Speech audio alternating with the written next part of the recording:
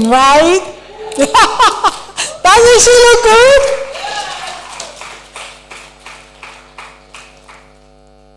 Ooh, Tony!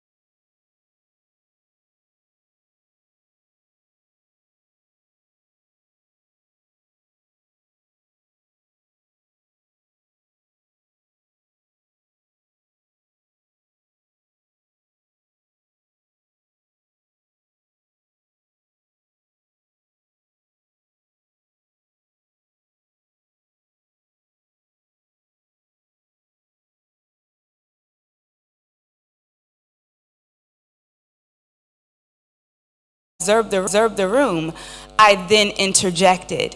And the interjection that I had actually closed up with the female first said, and then the man said to make it his idea.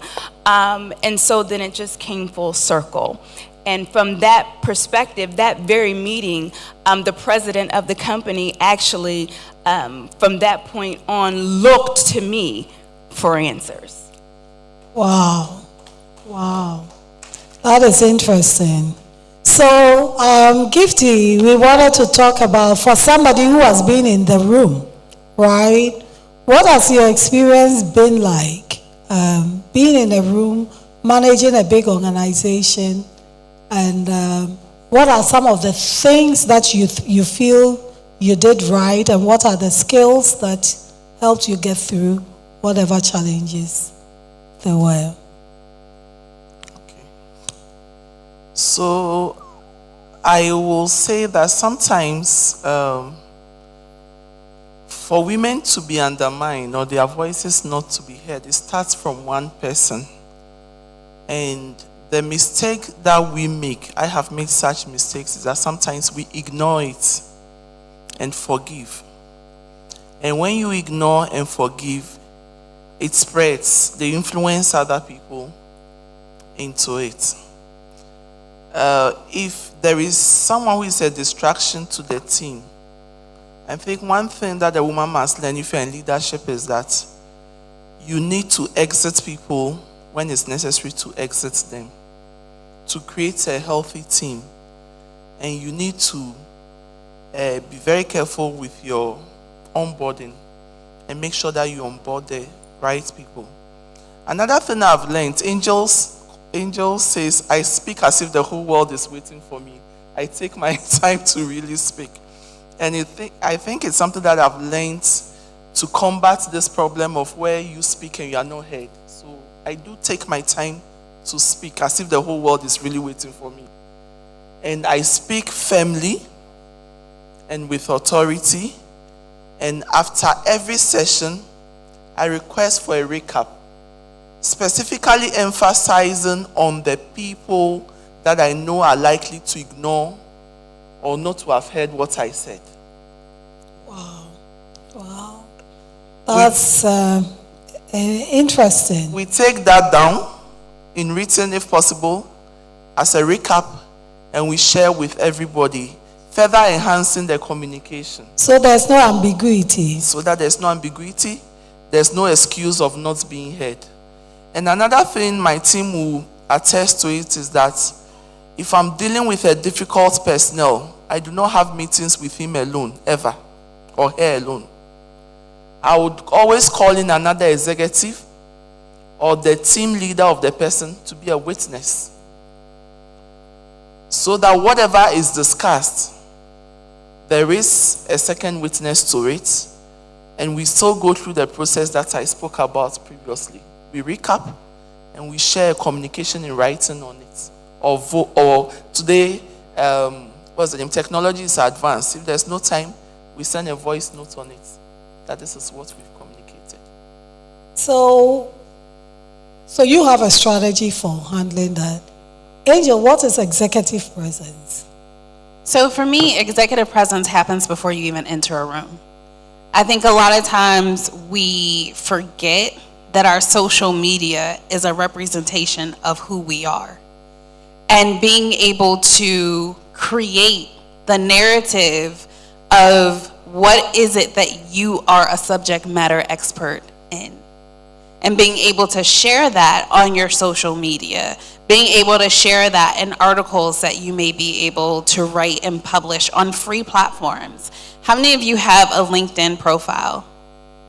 Raise your hands high, like, don't be scared. Okay. Oh, you should all have LinkedIn profiles. Absolutely. If you are a professional, if you are a woman in business, you should absolutely have a LinkedIn profile. So that is your first homework assignment if you have not been given one today.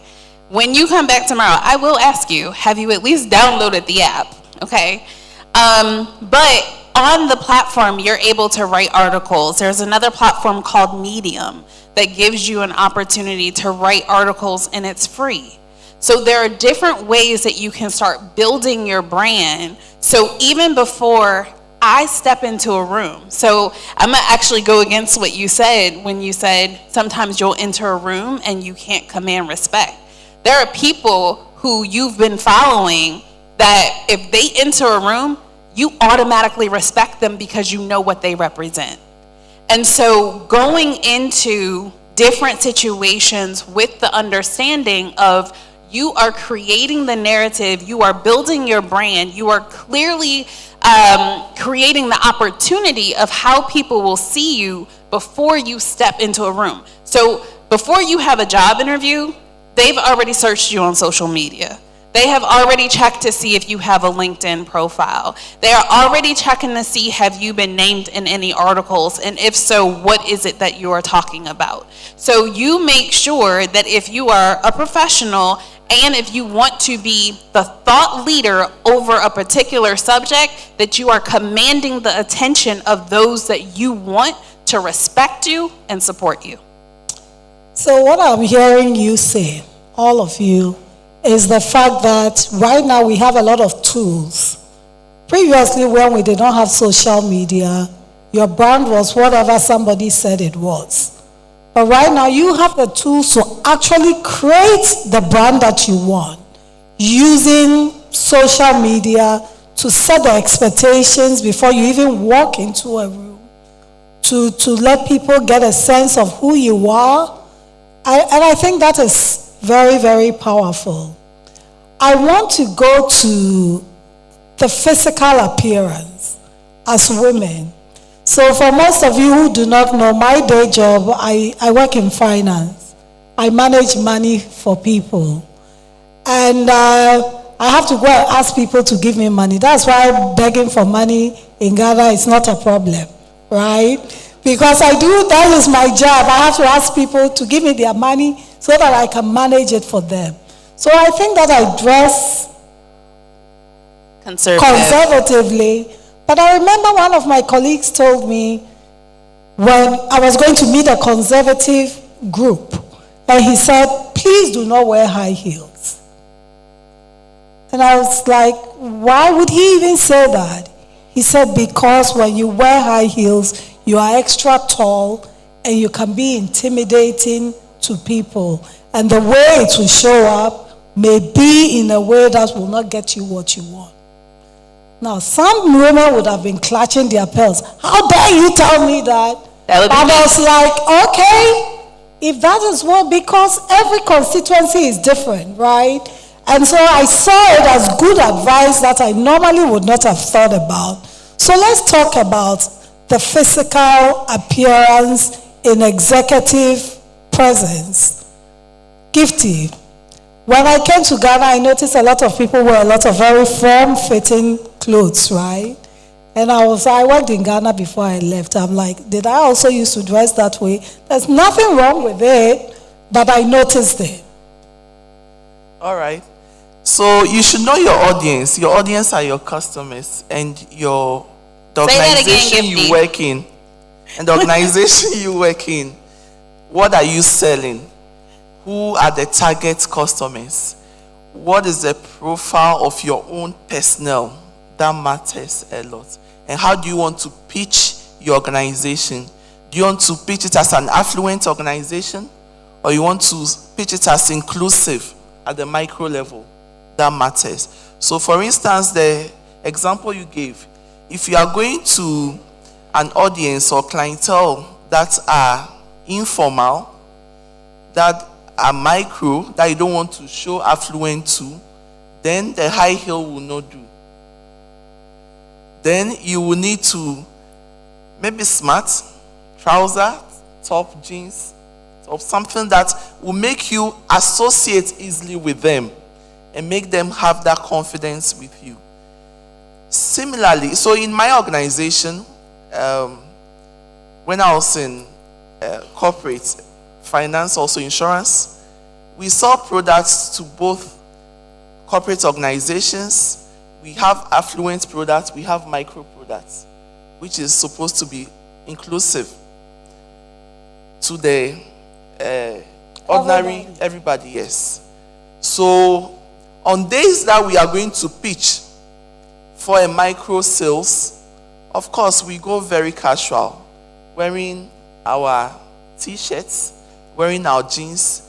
Maybe you are wearing a boot, something that, or African print, something simple that you can associate with them. But if I'm going to broker for, I want to mention one of my big clients. I'm going to the oil fields at Takoradi, and I used to underwrite all the businesses there. Of course, I'll look very executive like I'm looking now. I'll wear my trouser suit, look like her. I have to look sophisticated. I have to look very executive, serious-minded, capable of managing that huge money that they are going to entrust into my care. And of course, at that level, I'm going to meet executives who are equally in that bracket. So the dynamics must match. Whereas if I'm going to maybe pitch in a church program, maybe we have corporates, the same corporate, but this is a church. Methodist Church has invited me to come and do a group insurance for them. I need to dress like the way I'm going to church, join them in fellowship. Then after fellowship, when I'm given the opportunity, I give my message. So you need to know your audience. Then within the organization, generally, different departments have different ways of dressing. Our micro team, usually aside Monday, every other day, they'll usually go in trousers or jeans and top.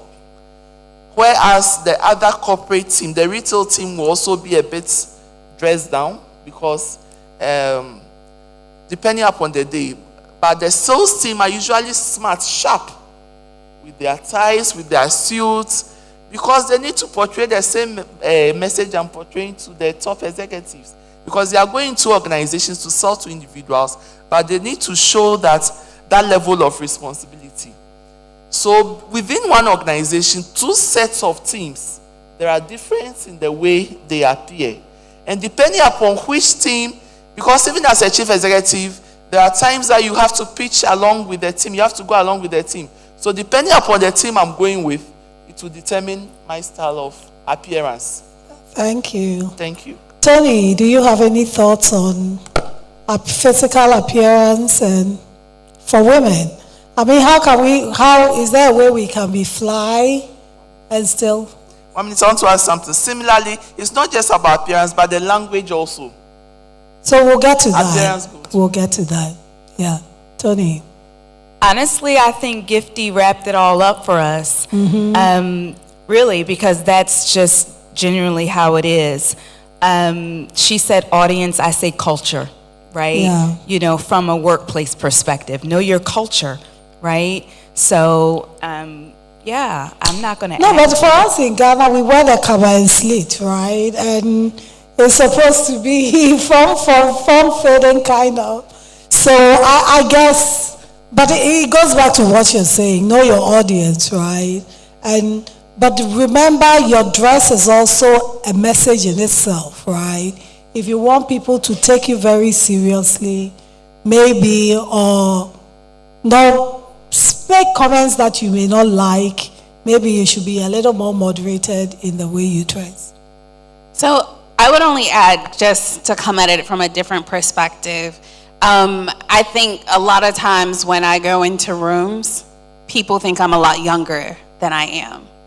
And so ageism is just as bad as sexism. And so I have to be mindful of not only what I'm wearing, but like the overall appearance. So I am not huge on makeup, but just to ensure that like I look a little older, I'll put on makeup. Sometimes I'll throw a wig on if I feel like it. Other times you're gonna get this. But it's all in the understanding that I am walking into certain rooms where what I look like precedes anything that comes out of my mouth. And so making sure that when people do see me, there is, again, like often this stigma of, who's this little black girl? because I'm in a lot of rooms with people who don't look like me, culturally, age-wise. And so I have to make sure that like I'm walking in with intention, with what I want them to see. So I wanted us to take this back to the young lady who is looking to get into the C-suite, right? What are some of the things that they need to do from a strategic standpoint? So doing interview saying, if the thing with a career is that somebody has to choose you, but there are certain things that you need to know, soft skills that you need to know to make yourself noticed and choosable. Unfortunately, working hard is great, but it's not the only way to the C-suite. I learned that the hard way when I went to America. I thought you could work your very hard and get chosen.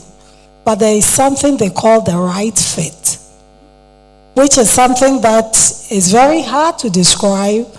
But so you tell us about the right fit and tell us how most of the young people here can position themselves in a way to be selected when these opportunities come. Yeah, so the right fit is the right verbiage.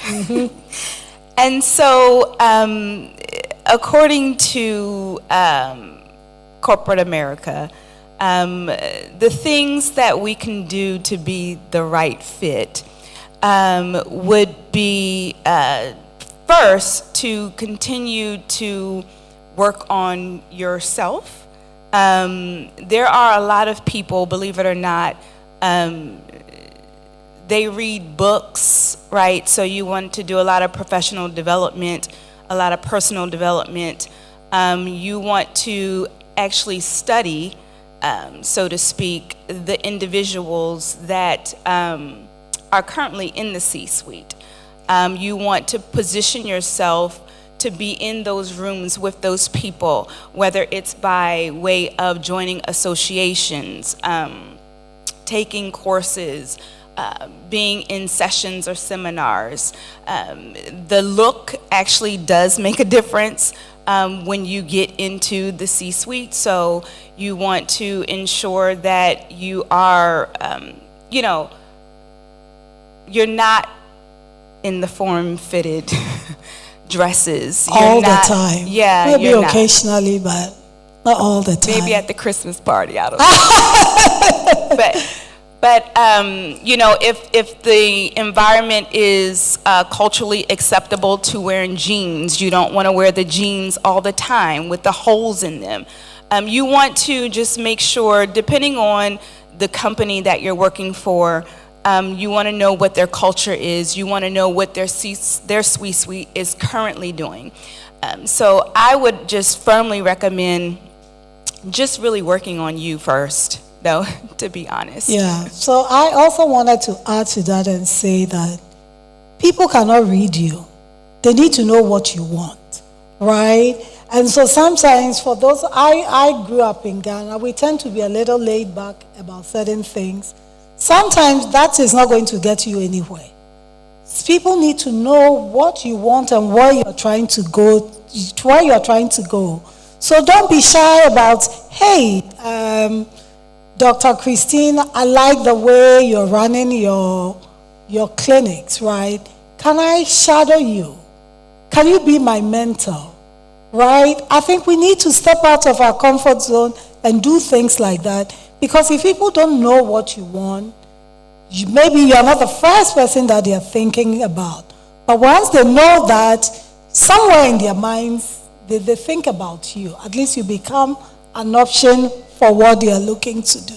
If I could just piggyback on that too, if there are extra projects, right, that they are publicly announcing in your department, jump on those projects. And if you are feeling real confident, sometimes they're really kind of laying back to see who's going to take the lead on the project. And so you be the one, just take the lead and finish the project strong, right, with excellence, so that they are looking for you to lead the next project. I just want to add, if you don't like kind of fitting into the culture of the place that you're working, and it's just a temporary opportunity, don't be afraid to create your own culture with your own business. And I feel like that's something that I've done and Gifty and Gifty has done.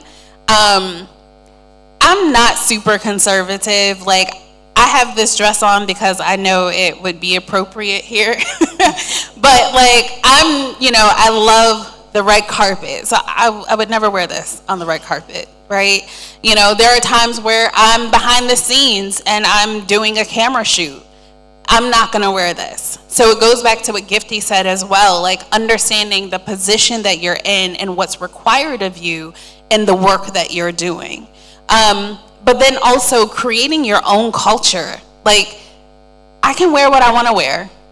Even if I'm meeting with other executives, like, yes, I wanna show up as my best self, but my brand of what I expect to look like, most people think that I'm always overly dressed, but that's just who I am. And I wanna feel comfortable in how I show up in different spaces. Can I toss? No, you wanted to know. So we're running out of time because we have to get to the pitch competition preparation. Yeah. So can you just summarize in 30 seconds what you think is the important thing, and then we can do the pitch prep. So I think in summary, what I got from Angel and Tony's presentation is that you need to be confident in yourself. Confidence also wins or gives you the opportunity to accelerate into the C-suite and to stay there. You need to be confident, act confidently. You need to be measured in your speech. Know when to speak. So it still boils down to the audience. Who are you speaking to? Is the person the type that is willing to hear your voice? Is it necessary for you to speak at that moment? Because if you speak, you may be speaking the truth, but depending upon who you are saying it to, if the person is not willing to accept, especially when it comes to legal and compliance issues, it's dicey in a company. If the person is not willing to take what you are saying, you may be seen as an enemy to the company. And once you gain this affection, it's difficult to rise. Okay. Tony, what would be your summary closing? In summary, I would say that you need to make sure that you're humble. You most definitely need to exude and own confidence, and always be willing to learn. You never peak out in leadership. There's always space for you to elevate. Never ever believe that you have made it and that you are peaking out and you have nothing else to work on, because that will never be so in executive leadership. Thank you, Tony. Angel? Dress for the occasion, speak with authority, and walk boldly and confidently. Make sure that people want to know who you are. I think that's really powerful. And if they don't get you, create your own company. Facts. I'm a living witness. Okay, guys, we have time for maybe one question. Does anybody have any question, any comment, any experience that they want to share? Yeah, I want to talk about this beautiful necklace that I have on from the exhibitor out there. Okay, so thank you, panelists, for, did you enjoy that panel? Okay, so we're going to take the picture. I want the people that are going to help us with perfecting your pitch session, get ready. I think they are somewhere in the back. Yeah, so let's get the picture. Can we get most of the business people outside to also come in? Because this is the pitch, the thing that will give us.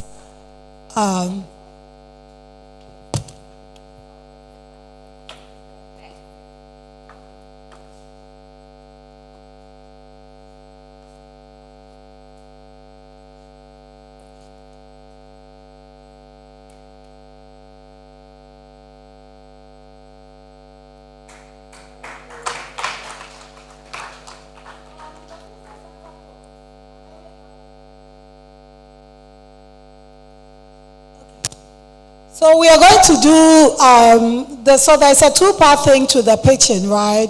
We'll take you through the process of learning what the scoring would be and how to pitch.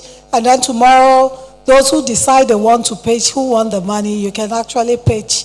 And then all of us will judge and choose the winners. I'm going to get the guys.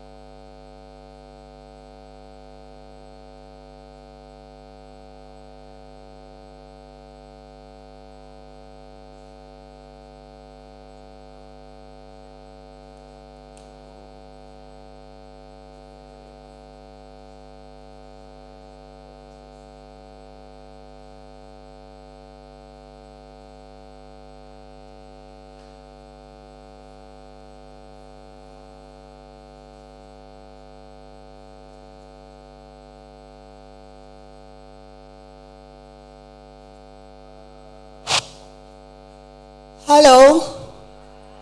So,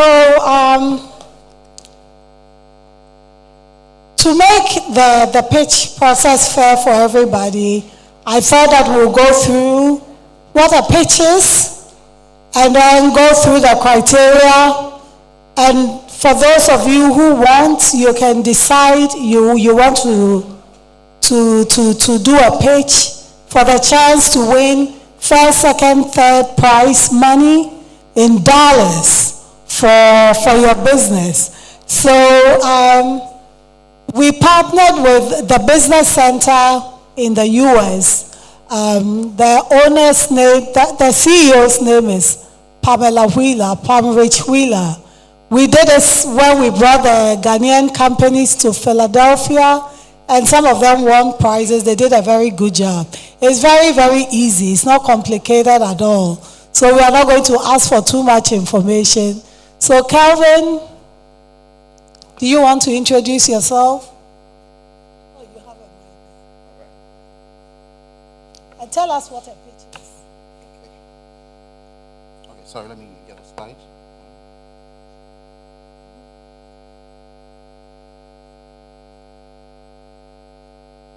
Well, while we're pulling up the slides, I'm just going to share my personal pitch experience. Alive Podcast Network, we went through a tech accelerator in DC. I'm not sure if anybody is familiar with Techstars, but in being a part of that accelerator and learning how to pitch, we actually got $120,000 US to help us build out our technology. So the technology, the pitching, the accelerators, these are all different ways in which you can invest in yourself to make sure that you're able to have the funds and the capital to get whatever it is that you're looking to build, or have the capital for machinery or any of those things. So I just wanted to be able to be a part of this conversation to share, just because I've gone through the pitching. I know what it's like to transition from being a media executive to now a non-technical founder, and the importance of being able to do that successfully, because that's really where the money is.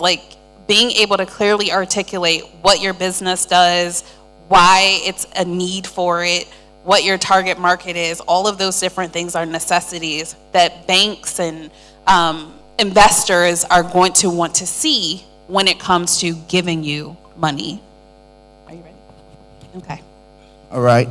My name is Kelvin K. Mensah. Can you, yeah. Okay, my name is Kelvin K. Mensah. I'm a digital banker, also into marketing and media. So I represent the Business Center, which is ventured into supporting entrepreneurs. My simple definition for a pitch is, in layman's language, basically presenting your business ideas or your solutions to potential investors. Yes. So we're here today to take you through the criteria for the pitch competition happening tomorrow. Okay, so what is a pitch and why is it necessary? Okay, so I believe as business owners and business startups, you would surely need to present your business to people. There are sometimes people want to start up certain initiatives. You would need support from other organizations. You would need investors to come on board.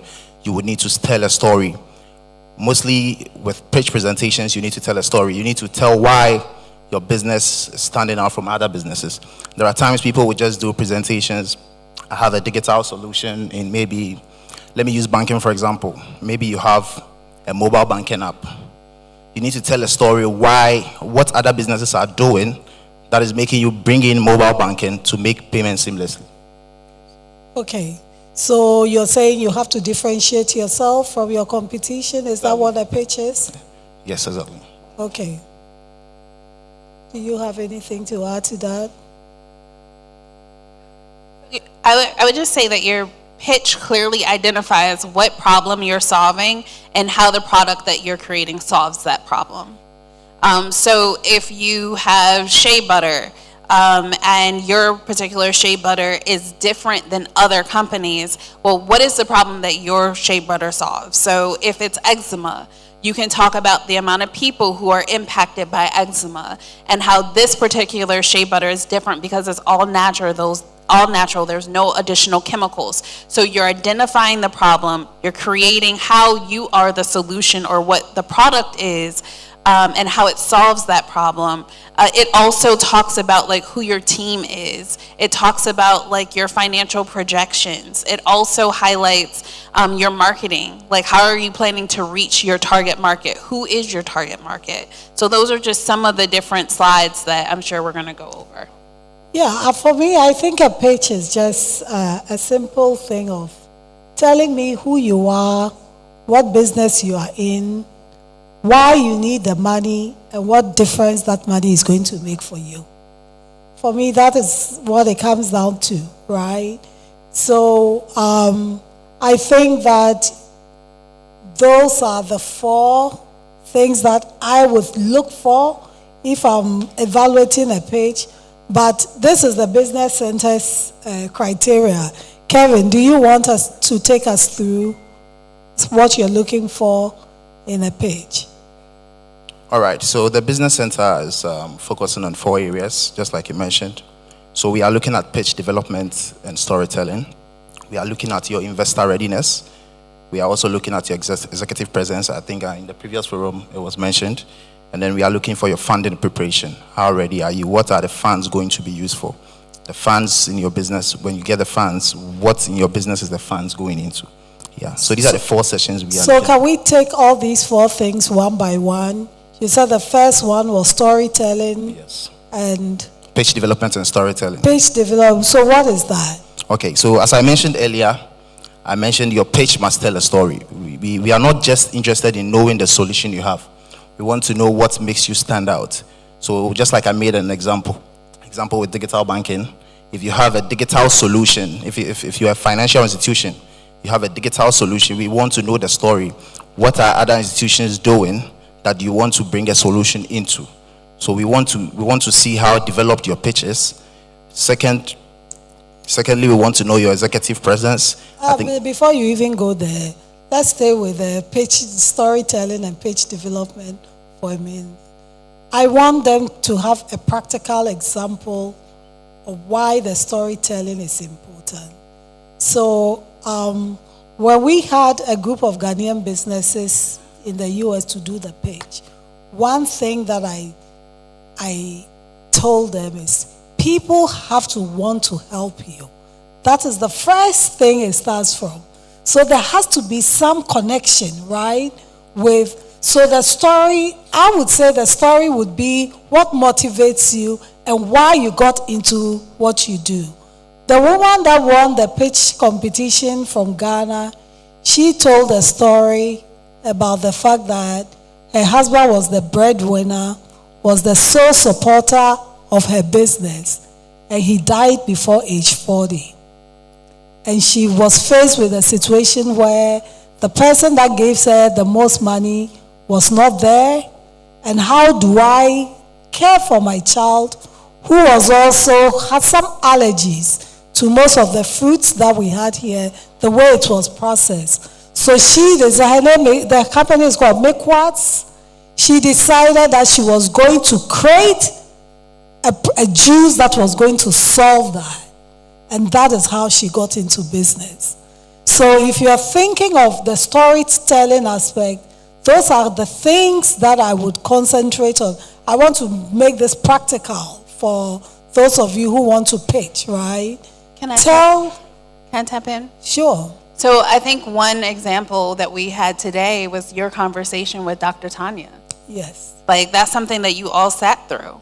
Think about that moment when she said, when she was sitting there and she walked in and all the kids had their heads hanging down low as though they had given up hope. I know that that's a moment that each one of us felt. I know that's a moment that each one of us could walk out of here and tell that story again. That is what your pitch needs to be. That is your why, kind of behind why it is that you're doing the work that you've done, and why you feel it's so valuable. You want to touch the heart of the listener, but you also want to make sure that it's something where they understand the severity of what it is that you're talking about. So in short, the storytelling is important. It could be the reason you got into the business, the problem you're trying to solve, or the thing that motivates you the most to get into it. So what is the next one? Okay, so for our next on our slide, we have your executive presence. So just like our previous forum mentioned, we are looking at your communication, we are looking at your confidence, we are looking at your professionalism and your body language. So for communication, we want to see how clearly you speak. For body language, we want to see your posture. We want to see your eye contact, how calm you are, and how you can control your movement. During pitch, we realize people just come to read slides to potential investors. We are looking at people. We are looking at your body language. Surely should tell who you are. If you are being judged at a pitch competition, we want to see how calm, how you contact your eye contact to your audience. You need to be free. You need to speak freely from yourself. It shouldn't look much like because you're in a competition, you are trying to impress the audience. We want to see how you can communicate with the judges. We also want to see how prepared you are for your time awareness. In my next slide, I will take you through the criteria for our timing. If you are given 2 minutes to present, we want to see you utilize the 2 minutes. We don't want you to just present your slide and say because of time you were not able to hit on vital points. So if your slide is a 5-minute slide, you need to find a way to summarize everything to make sure you are giving us the 2 minutes. Is a slide required? Okay, so I believe people would have their personal slides, but we don't want you to come reading for us because it's your business. We want to hear from you. But I'm mentioning slide because I know people would put something together before they come for the competition. Okay, so you're saying a slide is not required for the pitch competition, but but you don't also want people to be reading from a script. Yeah. So you want people to talk. Yeah. We want to hear from you. Yeah. Okay, so that means you have to be. Yeah. Okay. Does anybody have any question about the storytelling and the executive presence?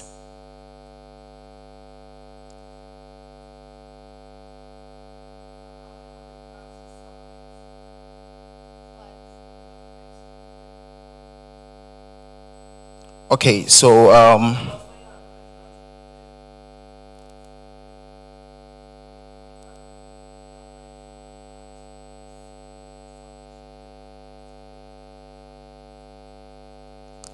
didn't hear last part. She's saying typically you have to submit documentation. Yeah, so before I leave, I'll provide an email where all these presentations can be made to. But what I'm saying is, during your presentation, we don't want you to come reading to us. Okay, so yes, you can do a presentation. They just don't want you to read it during the pitch competition. So he's going to provide an email where everybody can send their presentation to. Maybe by tomorrow. Do you have a cutoff? We are doing 10 a.m. tomorrow. What? By 10 a.m. tomorrow. By 10, is that enough time? Because the pitch. No, the pitch is tomorrow, but is that enough time? Because you're going to be here till 5. If you want that money, yeah. Okay, so please, maybe a word of advice, don't make the presentation too long, right? Just do like a short summary. Yeah, I'll take them through the timing. Okay, okay. So, go ahead. Okay, so with the time breakdown, you have 2 minutes to pitch. Can you hear me? Okay, so you have 2 minutes to pitch. We have 2 minutes for judges to give you feedback on your pitch, and there is 1 minute for judges to score you. Yeah. So it's 5 minutes. 5 minutes in all, yes, but 2 minutes to pitch. Together with financials and everything. Yes, yes. Yeah. You can do it. I promise you. I've had to do a 60-second pitch. Yeah. Because I believe You this can is do your it. business, so You can do it. I believe in you. I believe this is your business, and if you are telling someone about your business any day, you should be able to use like 2 minutes. Because if initially we wanted to do a minute even, yeah. I don't know. Florence looked real nervous. Florence trying to be a softie over here, like, no, they need more time. No, they don't. Can we get 3 minutes to pitch? No, that's too much time. 5 minutes is fine. So 5 minutes, 2 minutes for judges, 2 minutes for yourself, and 1 minute to score you. So that means that you have to give the summary of what you're saying within 2 minutes. Exactly. While you are doing it, what are the elements in that 2 minutes? Exactly. So that was one main reason why I mentioned we don't want you coming to read to us. So, can I give in 2 minutes, it's definitely very reasonable. I know it doesn't sound like a lot of time, but he's going to go through what they're looking for and what those expectations are that they want to hear. Your story should be quick. Like, who you are should be very quick. When people ask me, what's a live podcast network? We're a platform geared towards amplifying Black voices, helping them monetize their content while maintaining ownership. That's my elevator pitch.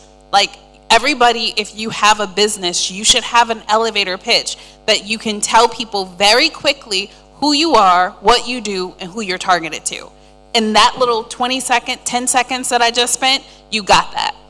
So you need to be able to quickly identify who you are, what you do, and why it matters. I think we should role play this. Should we? Should we role play? Put you on the spot. 2 minutes. Right now? Yes. Okay, what o'clock at? Put you on the spot, What right? o'clock? So let's role play this and let's see if, right? So I'm going to be the one, you're going to be pitching for me?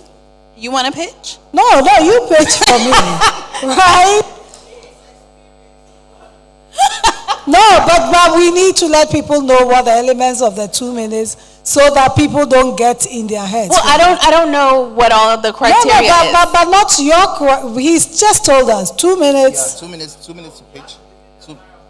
Yeah, I don't know what all he needs. Because he only went through 2 areas. So, okay, finish that. We'll role play it. Says she wants to hear the variables. Okay, so all right. Okay, so for the variables, we are looking at 2,500 USD for the first place. We are looking at 1,500 USD. Not the money. the 4 different things. You said storytelling. Yes, okay. So we are looking at your storytelling. We are looking at your executive presence. And Now y'all interested. Now everybody talking because y'all heard some of the money. Right. Your funding preparation and your investor readiness. So these are the 4 sessions we are looking at. Okay, so you've done the first 2. Yeah, so I think we've gone through the pitch development, we've gone through the executive presence, and then we've done the funding preparation too. The what? Funding preparation. Okay. Yes. Well, we've done that in funding preparation, so that is the next thing to do, the funding preparation. Okay, so please tell us But I what think that someone had a. Are you okay? Okay. Say it. Number 3. Number 3. Did everybody get number 3? Okay, let me go over. So we are looking at your pitch development. We are looking at your executive presence. We are looking at your funding preparation. I'll go through it. Okay. He just went over executive Okay. preparedness. All right. I think we did executive. No, we've done We that already a did few that. times. We're on the third one. Okay, so let me go over. I said pitch development, that is your storytelling. We are looking at your funding preparation, your executive presence, and your investor readiness. Yes. You went in a different order. So before we started with storytelling, then we went to executive presence. So the third one is the funding. preparation. Okay, so talk a little bit about what the funding preparation is. Okay. So for funding preparation, okay. All right. So for funding preparation, we are looking at two main things.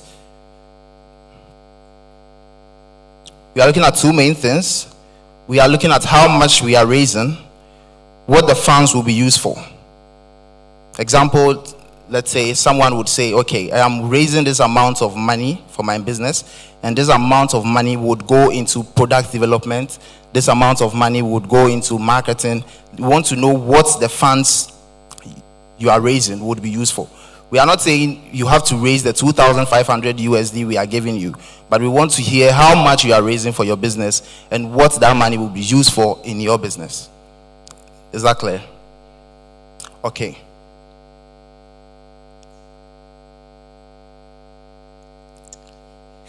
Auntie Florence. Mama Mama Bear over here. All right. Questions. Another thing we are looking at is the expected outcomes. Okay.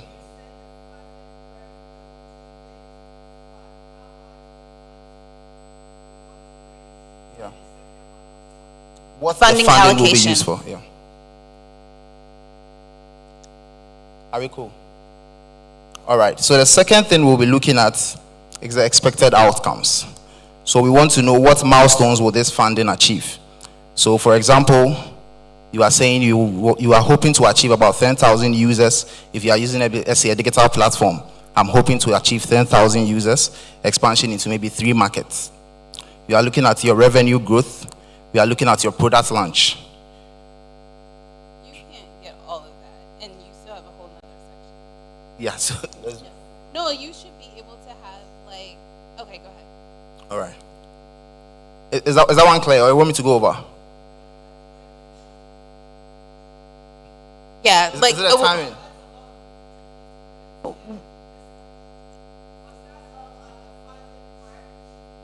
That is all under funding preparation, yeah. Say again. The 2 minutes.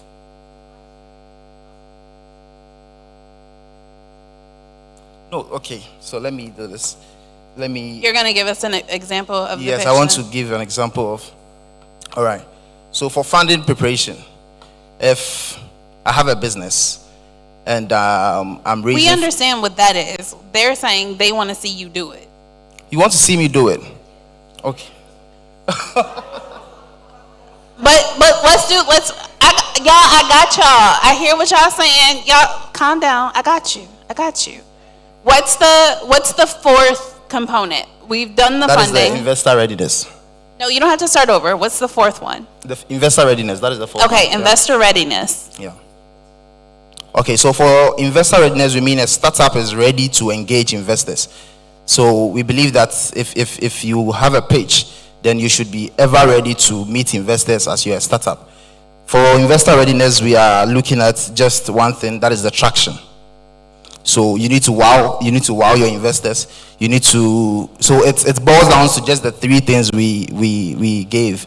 So how prepared you are to pitch, how prepared you are to start up the business, how prepared you are to prove to whoever is listening to you that I am ready and I deserve to raise these funds. So I think you wanted to, someone raised the question. You know what they asked you. Okay. They want you to pitch it in 2 minutes. Okay. So let me summarize things within 2 minutes. So They didn't ask for a summary. they want me to pitch. They want you to pitch. I told y'all I got y'all. They want you to pitch your business into. You want me to do it? I don't want to pitch because it looks like, okay, let's do this. I'm not pitching. No, that's what they want you to do. All right. Okay, never mind. Set the clock. All right. Okay. I got you. Okay, so I'm going. This will be fun, right? I've been waiting for this. You the one with all these ridiculous criteria, so you should be the person up here pitching. But we're gonna try to hit all those things. You will do too. You will do too. No problem. You're gonna do it? Yeah, what you said. All right. Okay. Let's go. I was diagnosed with anxiety and depression right around the time this podcast launched. Unfortunately, it's gone. What am I going to do? That was a message that I got from a listener who, after the podcast for mental health was taken away from them, they were left at a disadvantage because they didn't know how to connect with and have the necessary tools for mental health. Hi, I'm Angel Livas, CEO and founder of the Alive Podcast Network. We're a platform geared towards amplifying Black voices, helping them monetize their content while maintaining ownership.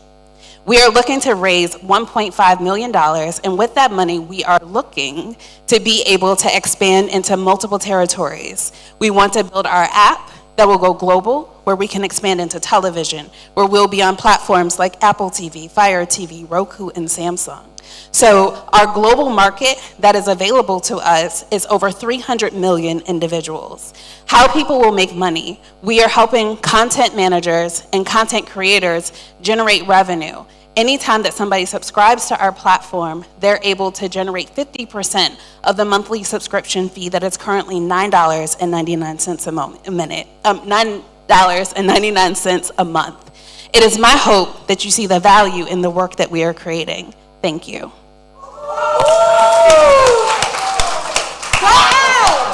And she has 30 minutes to kill. 1 minute, yes. Okay. Can we give her a round of applause? Mic drop, boom. Yes.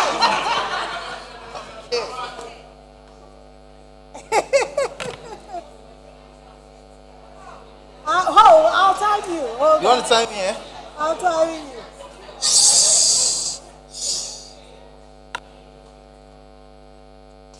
Okay, so we're starting. Are you ready to You're go? ready? Yeah. 1, 2, 3, 4.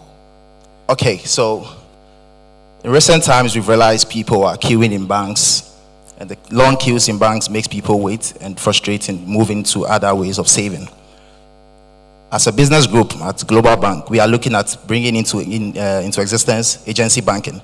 Agency banking where people can bank easily by the roadside. People can move out of their comfort to just bank anywhere without going into banks.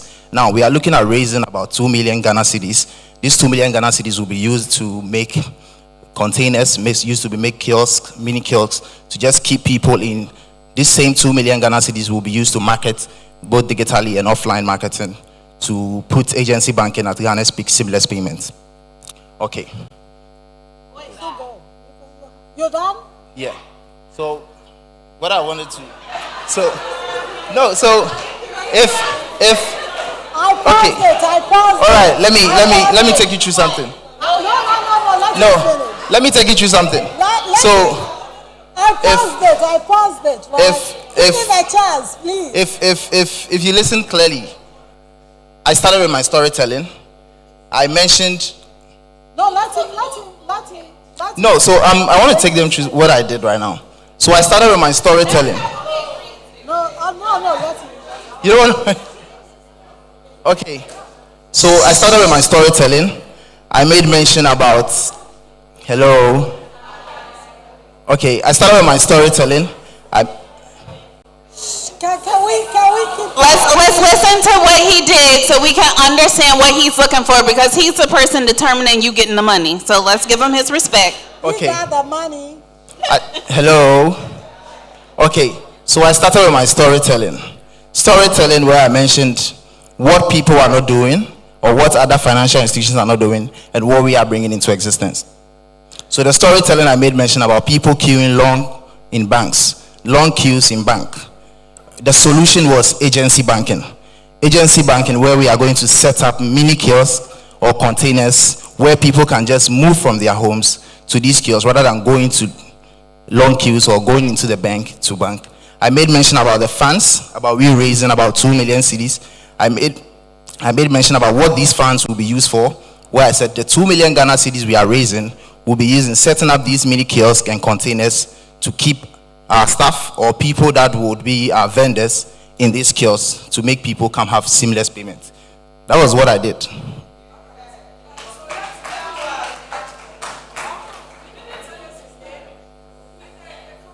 I mentioned Global Bank. Yes, I mentioned Global Bank.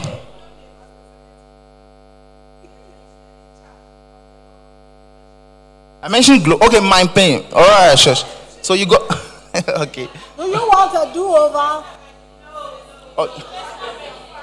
No, do you want a do-over? Just continue. Okay, I paused it for you. No, so you got me right. Because I have all these 4 things in what I mentioned. It's okay, y'all. Did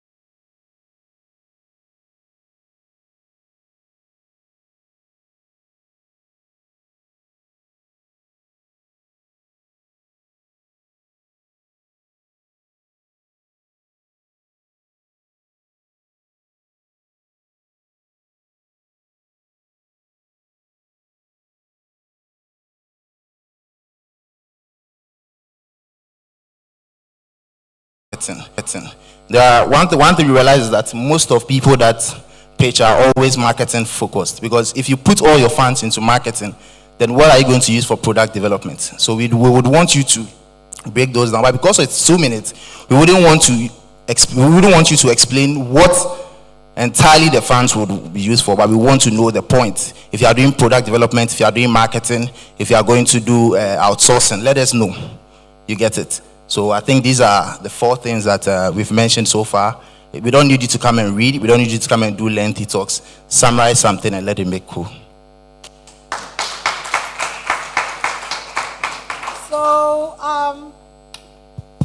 Any questions about the pitch process?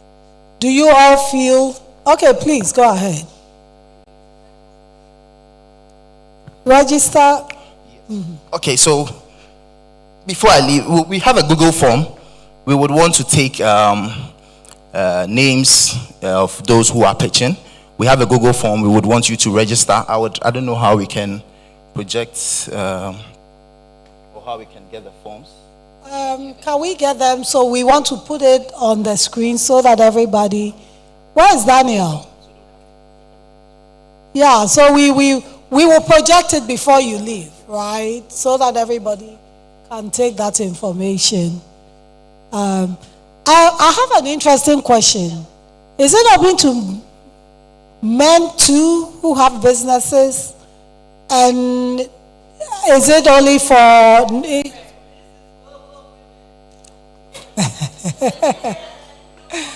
We don't want to be gender biased. We don't want to be gender biased. Can you project? Yeah. So, any questions at all about the process? Any question? Okay, so no, we want people who are here to get the money. So you can share. You see, the people you lose, right? The people that came and spend the time here and spend time here, I think they should be the ones who get the first shot of the money. Do you agree? Yes. So I speak as for my people. Any questions at all about the pitch process? No. So okay. Go ahead. All right. So just like you mentioned, we are looking for people that are present at the conference. We wouldn't want someone to spend time at conference. Then there is someone that would hear about the conference somewhere and just come and win money and go free. You spend time to be here, and we believe that should be your advantage. Yeah. So for people that are here, anybody that wants to pitch, we're looking at a max of like 10 people or 10 businesses. But then for anybody that is here that wants to pitch, we would have to take your emails. We would email you the Google form and the registration link. Yeah. Just make sure y'all serious.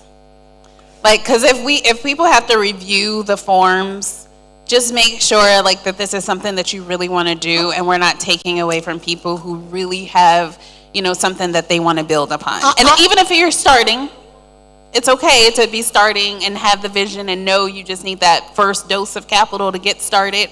So it's not a deterrent from you, but just make sure if it's something that you really want to do, that you sign up. I think that maybe we should have him summarize everything again. Please take your phone out and record what he's saying, because when you get home, you may not remember everything, right? So is it okay for him to just summarize? Yeah, please come up with your question. Summarize the 4 points again so that people can either take notes or record it, so that when you go home, right? Can you please, do you want to do that or you got it? You want him to do that? Okay, please summarize the 4 so you can record and... All right, so we mentioned about 4 sessions. We are looking at 4 sessions. We took you through the time criteria where we say we are doing 2 minutes for your presentation. With the 4 sessions, we mentioned we want to see your executive presence. We mentioned we want to see your investor readiness. We mentioned about the funds preparation, and then we mentioned about the storytelling, that is the pitch development. Are we okay with that? Yes. Yeah. Can you speak Tree? Okay. Can you translate what you said? 2 seconds in Tree? Okay. My entry baby. So na actually say you say be our business and I say but are not for profit. Are non-profits also allowed to apply? Non-profits are allowed. I mean, yes. If you feel you have something that you can bring or it will interest us, just let us know. We are not limiting it to. Okay. She asked a question. She asked it in English. That is a. Okay, so say it in Tree. Okay. But he's answered it in English. Business I will be you unlimited to one particular business. Obia are qualified to apply. Obia betimi abe pitch. once you are in this auditorium. Also, na ne can say, who business be a person was starting, but it be a car say a canima bakumian be a unya yanka, obi be ma be so mama. And ye say only embekasa. My young who near oh ye. My young who be always see, my young who be a person udru. Na sika we here at their share business name. And when I hear and a business now we no, then I wear strong qua other businesses and ye person you. It is in a scadasso. It is scanning a boss say, scanning a member of room. Any boss say, we are giving 3 awards. It's 2,500 USD for first winner, 1,500 USD for second winner, and 1,000 USD for the third winner. Yeah. Okay. Okay, Bella. Thank you.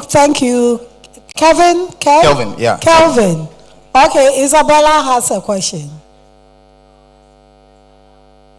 Yes, everybody, if you have a business, everyone is qualified to pitch. Do you have a question? I'm not going to pitch. Do you have a question? I'm not pitching. No questions. Okay, can we project the? Did you send him? So we would share a Google form. No, I want us to put it on the screen so that everybody has the Google form, right? Yes. He did not. Say again. Yes. Okay, so what should we do? So we're looking at taking emails. Then for people that are interested to participate, we share you the. Say again.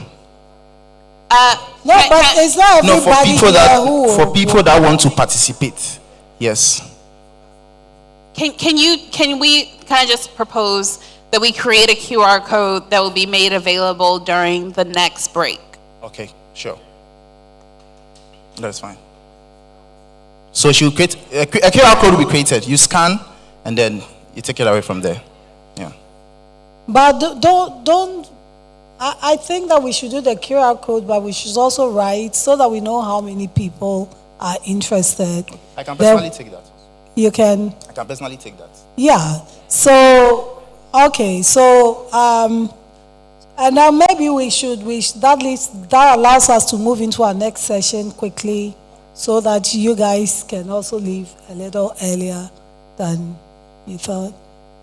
So so if there are no questions, Calvin will be writing the emails, but we'll also create the QR code for people to scan so that we know how many people we are looking who are interested, right?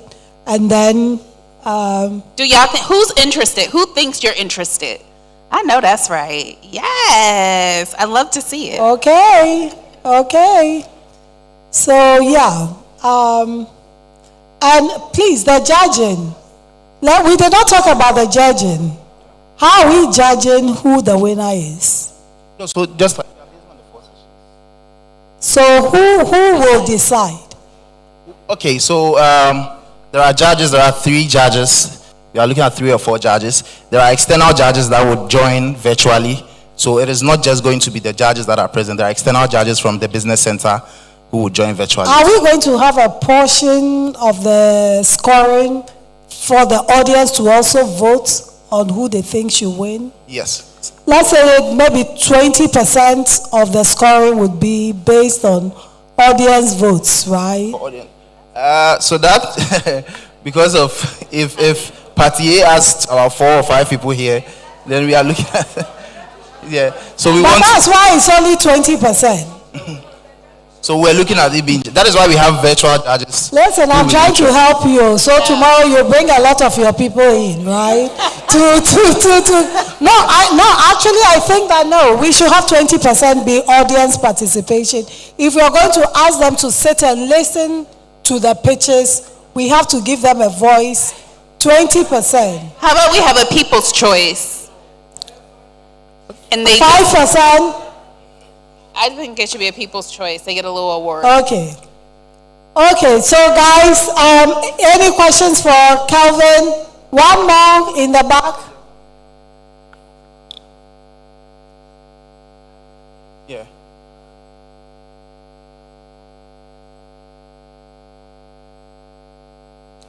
Will we be looking for? From your company?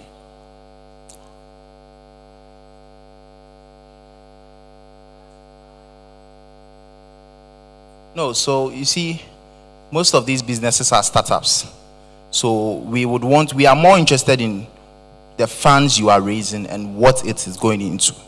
Yeah, we wouldn't want to look at your finances for now. Yeah, because we believe most of the businesses are startups. Yeah. Say again. I can't hear you.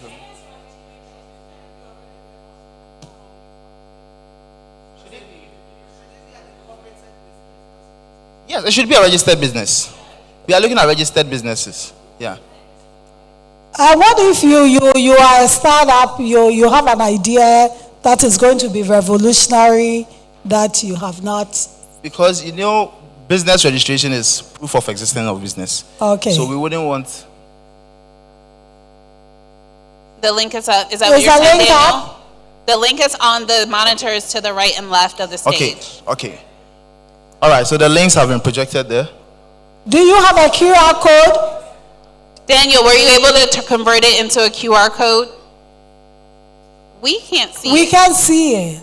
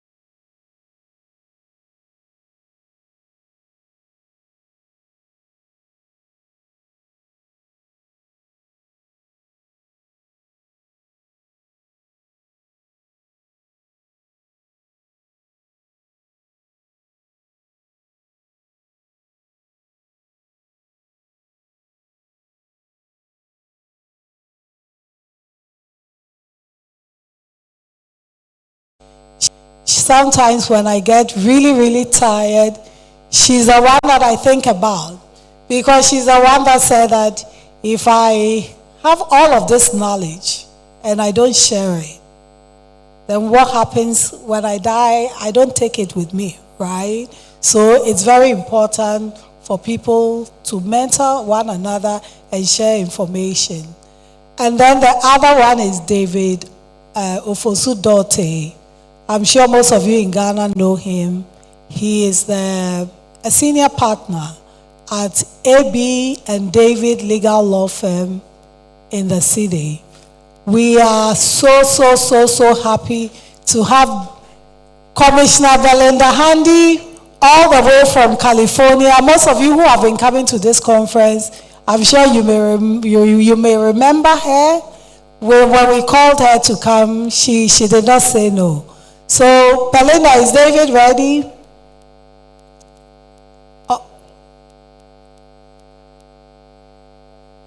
Okay. So do you want to come and join me? Let's have a conversation whilst we wait. Please give Belinda a big hand.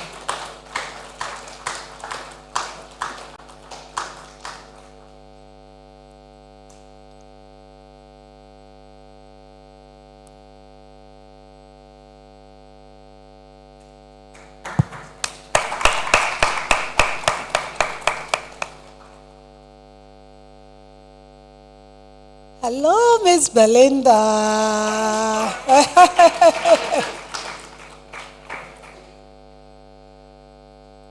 You look nice. Well, thank you. I appreciate that. Thank you for having me. Good afternoon. I know that it's late in the afternoon, so hopefully we'll keep your attention. I know you will, I mean, because you always have very, very important information to share. And thank you again for coming. For those of you, hey, are you sharing most of the information that you're getting here online? Are you posting? Hey, you should post. Oh, here comes David. Please give David a round of applause too.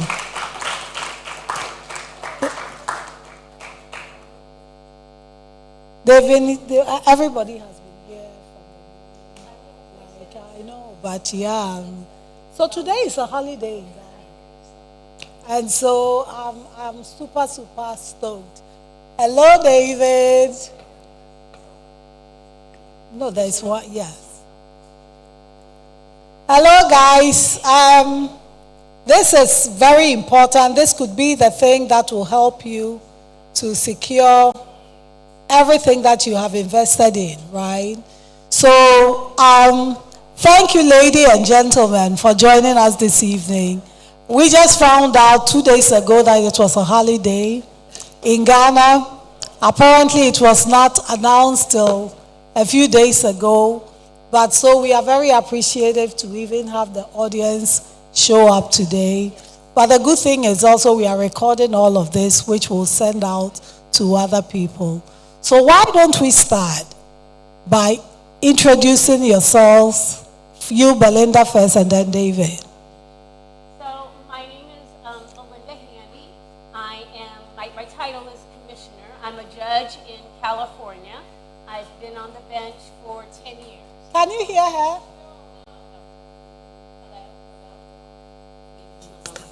Okay. Oh, yeah, there we go. So, hi. So I'm Belinda Handy. My title is Commissioner. I'm a judge in California in the United States.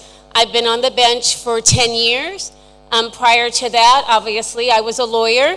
I did criminal defense work representing mainly juveniles who got in trouble. I've also done business transactions. And way back when the internet was first starting in 1999, I was part of a internet startup company. So I do know about businesses and civil law and transactions, monies, and did family law. So I have a vast experience with that. I have been coming to the conference since 2018 when the conference first started, and that was my first time in Ghana. So, and you guys keep welcoming me back, and I'll keep coming as long as you keep inviting me. So thank you.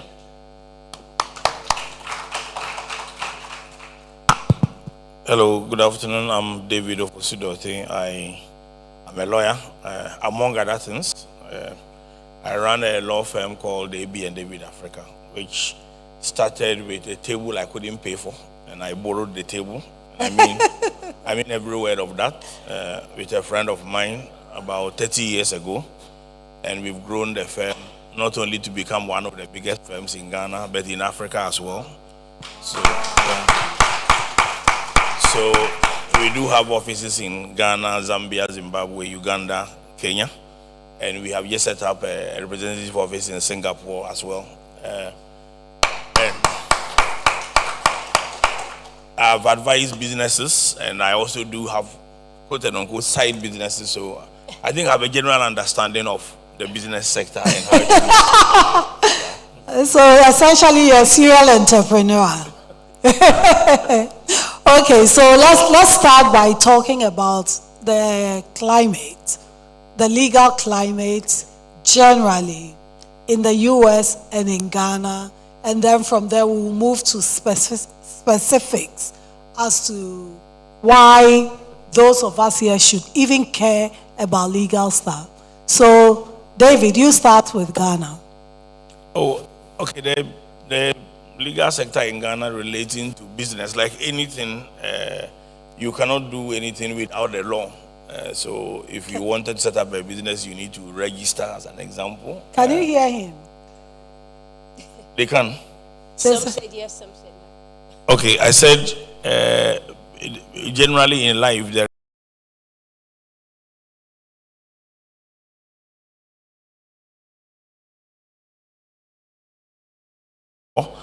and if you take Ghana, there are several ways that you can set up a business. You can be doing the business on your own. We call it sole proprietor.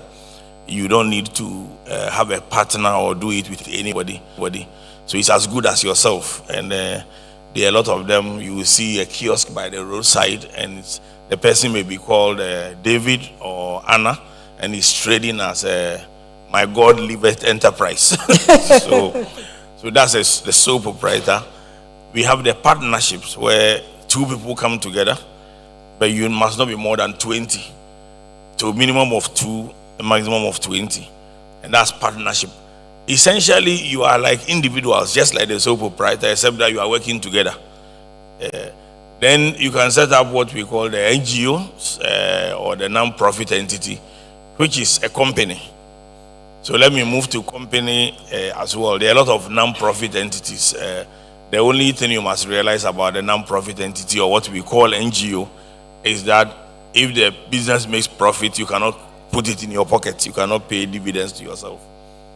Now, for the company, you can do private limited or public limited. I mean, essentially, you need a minimum of 2 directors, and then you can be the sole shareholder. That means you have to also file annual returns, and we need to know who exactly owns the business. Then you have to prepare your annual accounts. It tends to require more compliance with the law than the others. So for startups, it's often very challenging, I must confess. But those are the general. In terms of whether the law allows people to prosper and do business, yes, it does. But then that is when other laws come in. Like, for example, if you are a sole employee, you have to still pay your social security contribution. That is deducted. You have to pay your PAYE, that is pay as you earn. So that is with the revenue authorities. If you take these 2, essentially you will have covered everything. Lastly, depending on the sector that you are in, then you may require additional laws. So for example, if you are in the health sector and you set up a hospital, then maybe you require the health authorities, HEFRA, to give you authorization. Or if you're a pharmacy, then you need authorization. So depending on the business, you may need an additional authorization. Other than that, what I've said is enough. That was very comprehensive.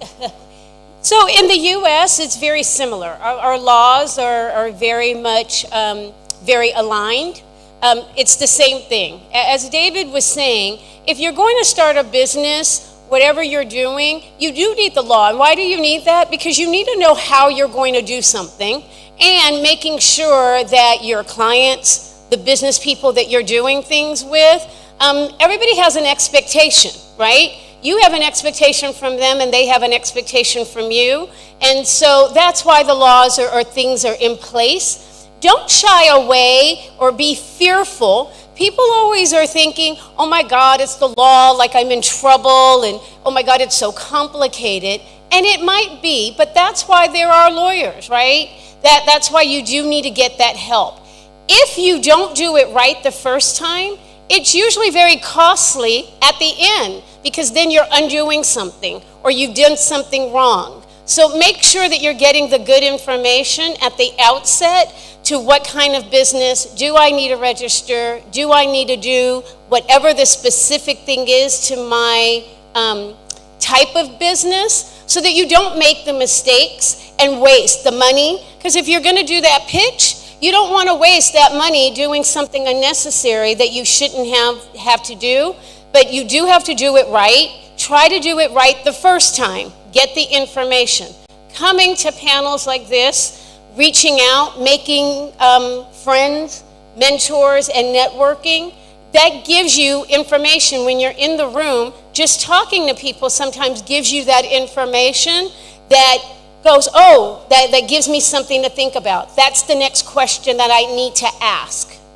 So, it's interesting you both said that, because I kid you not, the thing that for me, I don't know if it's an affirmation, that I have on my office wall, it says, good advice does not have to be expensive, but unraveling bad advice can be costly and expensive and devastating. So it is better to go through the process and get the right advice from the beginning, because one little oversight could create a lot of wahala for you. So I wanted to go to both of you. Can you share an example, without naming a client's name, of a situation where somebody did not come to do something in the right way, and you had to unravel it in a way that made them say, you are next to God, I should have listened to you from the beginning? So I can give an example. Being a judge in California, I sit on a court where individuals can sue without needing a lawyer. And so it could be like a sole proprietor. Belinda Handy is going to sell cupcakes, right? And then somebody gets sick, right? From that, they didn't have a health license. So now they're being sued. Because they did not set up their business properly, Belinda Handy, my house is now at stake. My money in my bank account is now at stake, because I am not protected by the business, because I didn't set up a business. I set up Belinda Handy's Cupcakes, and I put all the money in my own bank account. I ran it with my own money. I didn't separate it. I didn't set up a proper business. So when that person got sick, they're suing. The only person that they're suing is Belinda Handy's Cupcakes. And who is Belinda Handy's Cupcakes? It's me. If I had set it up as a proper business, I would have had a separate bank account, a separate business identity, a separate business license. So when something happened and they sued, they're suing the business. My house is not being attached. My bank account is not being attached. It's the business that is being attached. So if my business doesn't have any money, if my business has insurance, that's what's paying out. Not, I'm losing my house today. You don't want to commingle that. You want to keep business and your private separated. And that would be a thing that if you talk about with a lawyer, they can help you navigate that. So to add to that, and I want to take the Ghanaian environment, there are quite a number of mistakes that businesses make right from the beginning. A lot of people start businesses as friends. Without any agreement, without putting anything down, or at times as husband and wife. These two are very common, especially the husband and wife one.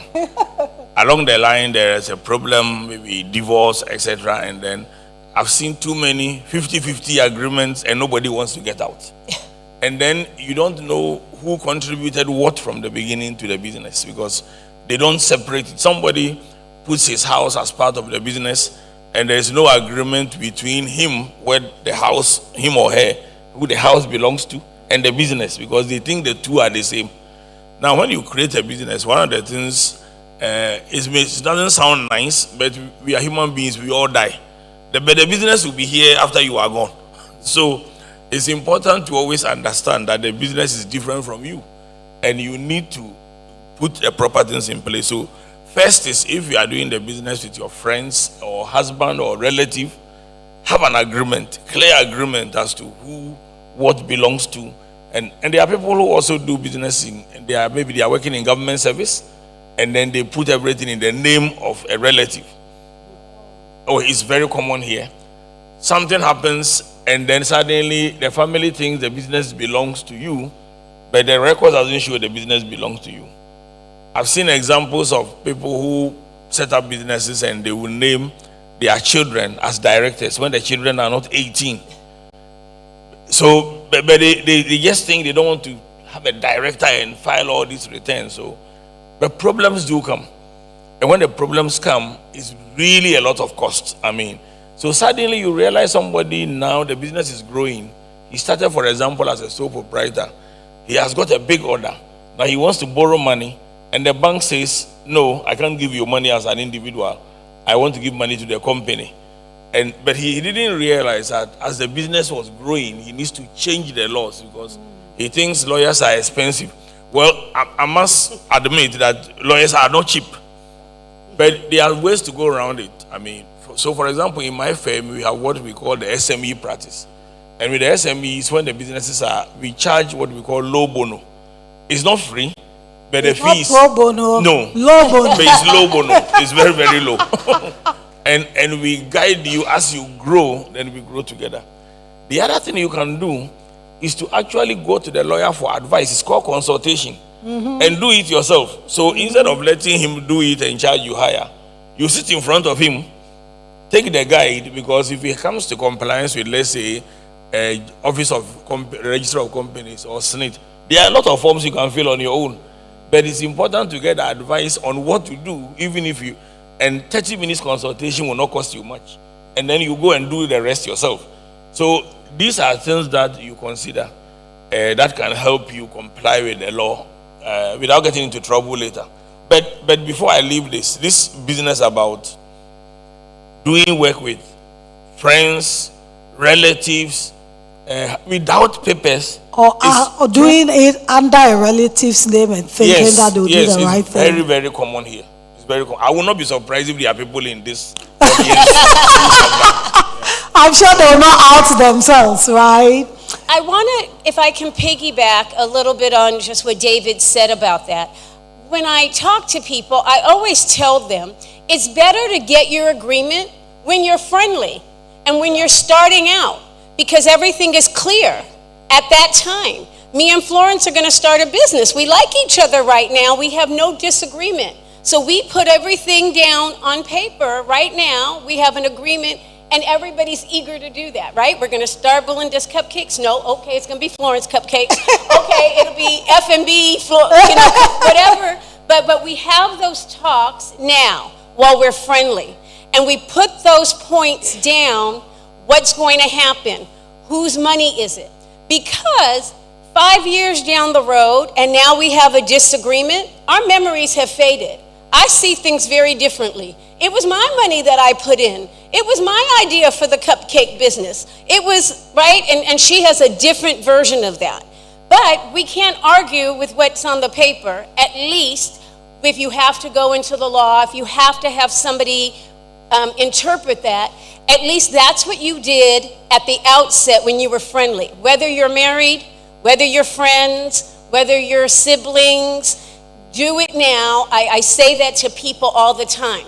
Whether it's loaning somebody money, whether it's doing a business, if you want to have an accurate accounting and information, write it down, do it when you're friendly. Don't wait until the arguments happen. That's too late, and that's going to be more costly. I think there is something I must add to that because she makes references to writing it down. This is very, very important. And it's not only the agreement you must write down, but your contribution. Many businesses which start forget that if you were working for somebody, you will be paid. So if you are working for yourself, you should have an idea of how much you will be paid. You don't have the money, I understand that. Like I told you, when I started my business, I borrowed the table. But I know that if I was working for somebody, this is how much I will earn. So every month, what I have not been able to earn, I should record what I'm doing. In the long run, we call it sweat equity. It's important you record what you are contributing. Because, again, when the memory fades, later there's a dispute. What did you do that you are asking for this and all that? Because that paper can later be translated into an agreement. I mean, it's important that you record the things you do and the monies that you contribute to it as well. Wow. I think that is definitely... So I wanted to move... So essentially what you're saying is worth investing in good advice in the beginning. And even the form of business that the formation of the business is also important, right? So let's move from that into other more life events, as I call it, right? In Ghana, in the US, most of the time, assets that a spouse had before you get married is not marital assets. Is that the same? Am I correct? Right. So in the U.S., we have many different states, and they're slightly different. But what I own before I get married is what I own. After I get married, that property could change. And it could change just because I got married. But there's ways to safeguard some of those things, right? I can keep things in my own name. I can put things as an agreement that it says, I had this house, I had this amount of money, and we have then separate bank accounts. So there's ways to separate that initially, automatically. I have an inheritance my family left me. That could be separated. But what I do then after the marriage with that money, with those agreements, with that house, with that bank account, could change what those marital assets are. So an example would be, I got $10,000, let's say as an inheritance, and I put it in the family bank account. And then my husband puts in money, I put in money, and now 3 years later, we're no longer liking each other, and I go and take all the money out of the account, and he's like, no, remember I put money in there. And I'm like, nope, but I want my $10,000 back that I inherited. No one is going to be your accountant. The court is not going to start looking at what day you put in your money, and now you bought groceries, and did you buy a house? And no one is going to want to do that. So you want to set that up from the very beginning. Maybe I don't want to put that money in the marital bank account because now I'm commingling those funds, and nobody's going to know what was groceries, what was for the house, what was for the car, what was for the children. If I wanted to keep that separately, maybe I'd have to do a separate agreement. You've probably heard of prenuptial agreements. And like I said, I'm talking very generally because even in the states, each state has a nuance to their own rule. But you want to be mindful of that because yes, you're in love, and yes, what's mine is yours. Yeah, today. Why can't we all get along? Okay, David, you want to talk about that from the Ghanaian perspective? Yes, in the US, prenuptial is very common, but in Ghana, we don't have that. You first and foremost, marriage. Are you saying we don't have it, or we don't generally do? No, the law is not, as it were, I wouldn't say recognized, but the way our system works, prenuptials is not the way we do our things. Okay. Here. So in all my practice, I haven't seen a prenuptial work in Ghana before, but yes. So first, remember that in Ghana, marriage is between families and not between the two individuals. It's a very big foundation and difference in our law. It's the family which marries, and the families loan you to each other for your life.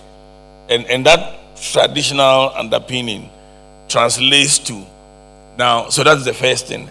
Then there are laws which protect spousal property. Notwithstanding that we don't have prenuptial, spousal property is protected.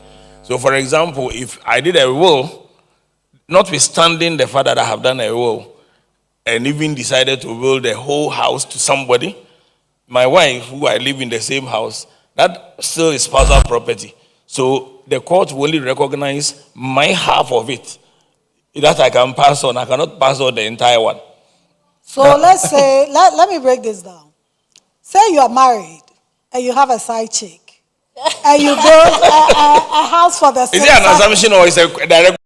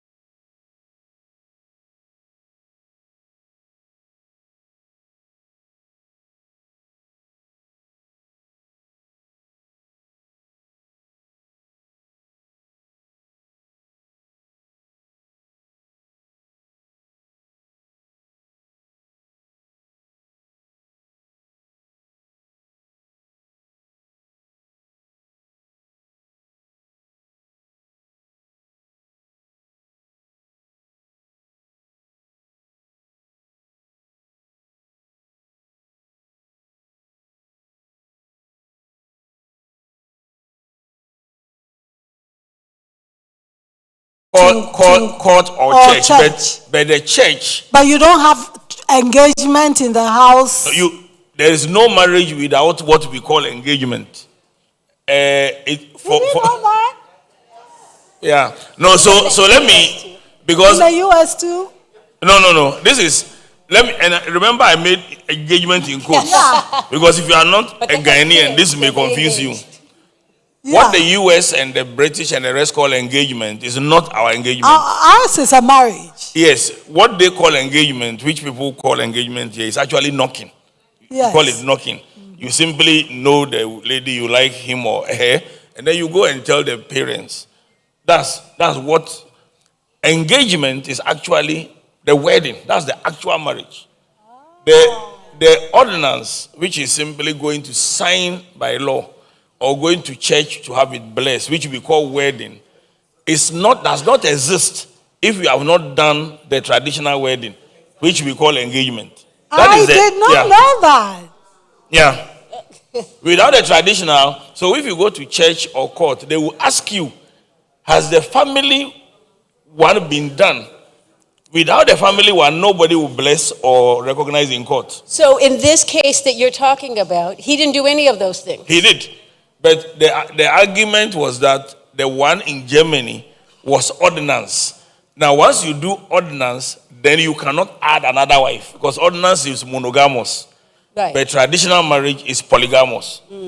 It turned out that both were traditional and therefore both were wives. But it's social media who called the one in Germany Team Legal and the one in Ghana Team Side Chick, and it was a social media buzz. Yeah. But one had a marriage certificate though. If you marry 3 or 4 under traditional marriage, you can get a marriage certificate for all of them.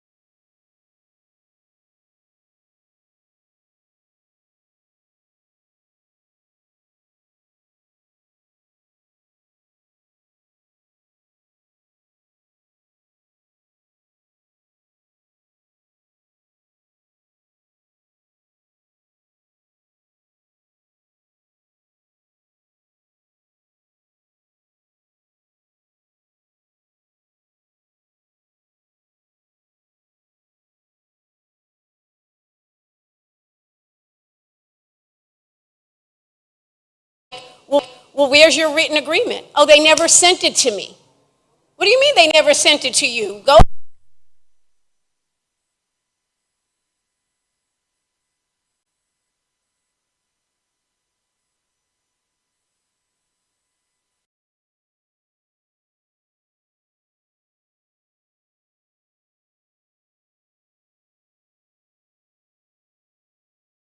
It's marriage. Know what those rules are.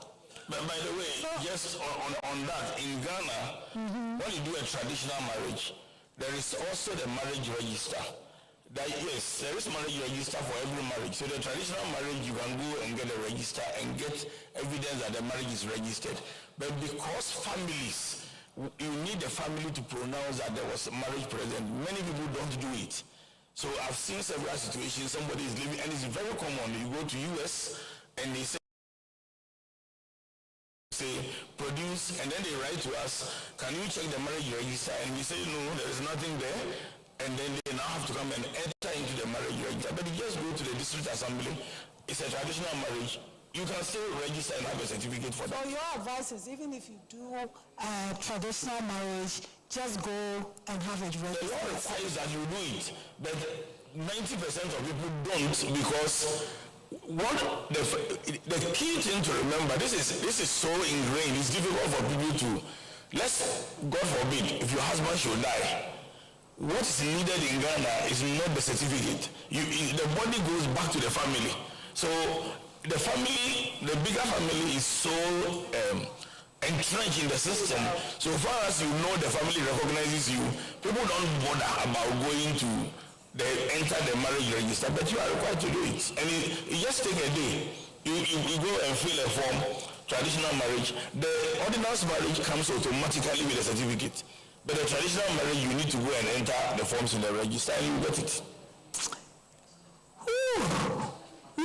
Even me, I'm learning, right? I thought I knew a lot. So let's come to widowhood, right? If in case, unfortunately, you lose your spouse, what does the law say about the distribution of assets and how much protection do women have? I think that's the protection I mentioned earlier. If there is a will, then the person did not die intestate. It protects the spousal property, which is the matrimonial home. Let me use the matrimonial home.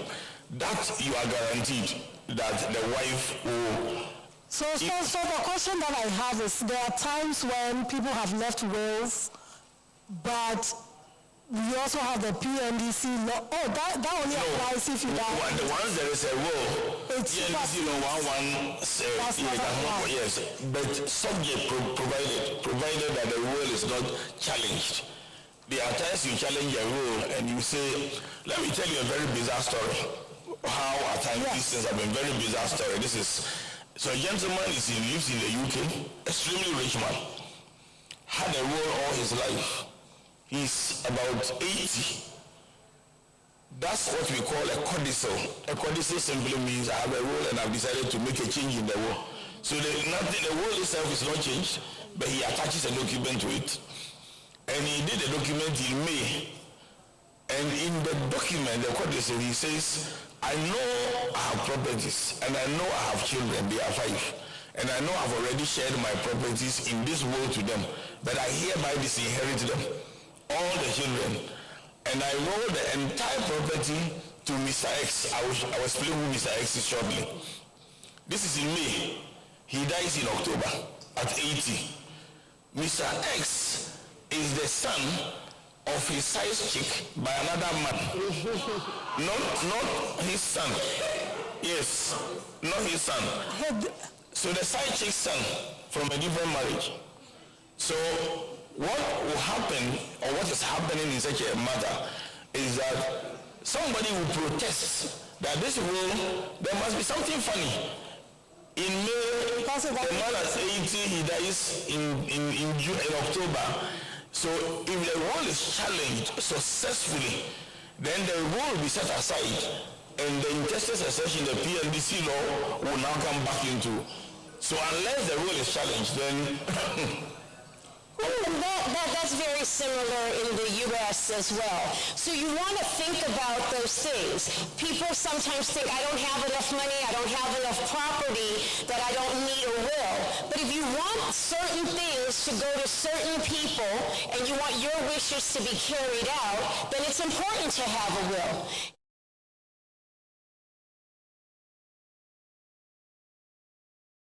They go to my children, they go to this, then yeah, don't do that.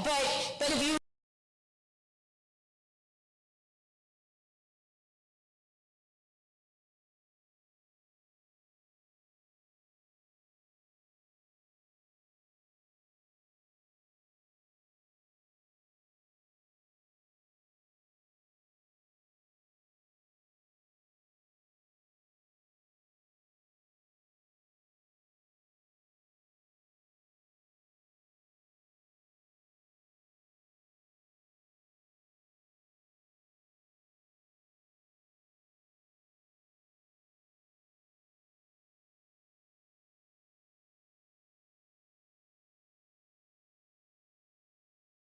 times that I just go and get a form, right? I don't want to go reinvent the form. It's just the way of doing things. So just be mindful that you're asking the right questions.